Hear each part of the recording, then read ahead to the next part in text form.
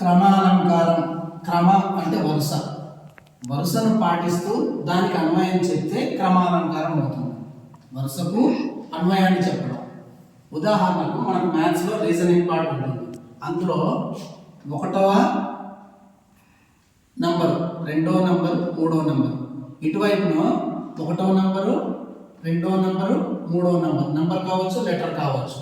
ఇటువైపు నంబర్స్, ఇటువైపు లెటర్స్ ఇచ్చి దాన్ని అన్వయం చేయమన్నప్పుడు, రీజనింగ్ చేయమన్నప్పుడు మనం ఎలా చేస్తాము? 1వ దానికి 1వ దానితో లింక్ చూడాలి, 2వ దాంట్లో 2వ దానికి లింక్ చూడాలి, అలాగే 3వ దానికి 3వ దానితో లింక్ చూడాలి.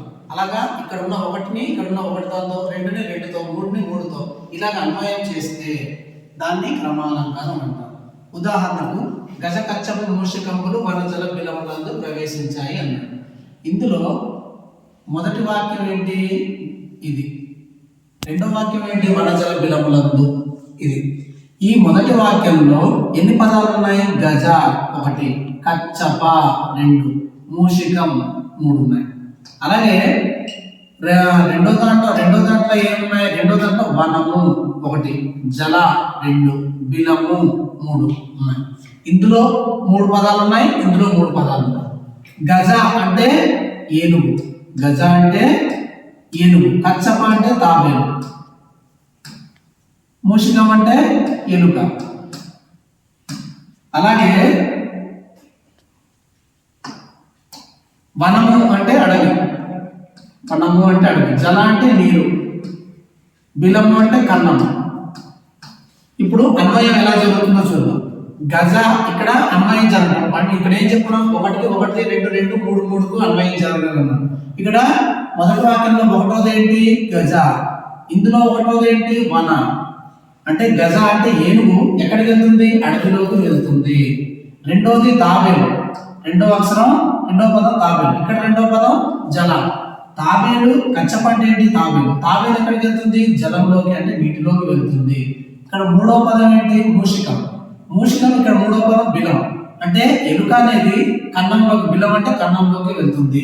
ఇక్కడ ఉన్నటువంటి మొదటి వాక్యంలో మొదటి పదానికి, ఇక్కడ ఉన్న మొదటి పదం రెండో పదంలో, రెండో వాక్యంలో మొదటి పదానికి, ఇక్కడ రెండో దానికి, ఇక్కడ రెండో పదానికి, ఇక్కడ మూడో పదానికి, ఇక్కడ మూడో పదానికి అన్వయం చేస్తున్నాం. కాబట్టి ఇది క్రమాలంకారం అయ్యింది.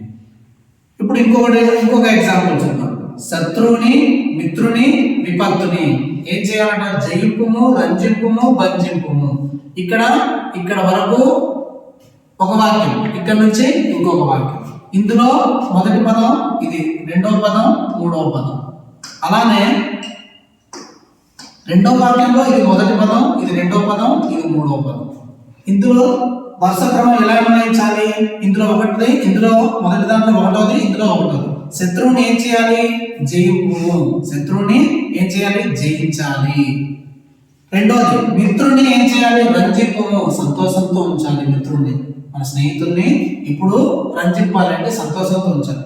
విపత్తుని అంటే ఇప్పుడు మూడోది, ఇందులో మూడోది ఏంటి? బంజింపు. విపత్తుని ఏం చేయాలి? బంజింపు, ఎదుర్కోవాలి. ఇందులో శత్రువుని ఏం చేయాలి? జయించాలి. మిత్రుని ఏం చేయాలి? రంజింపాలి.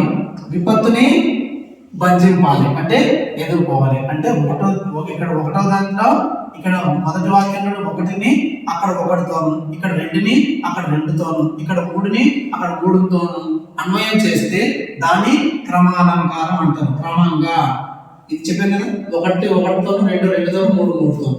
ఇది క్రమాలంకారం.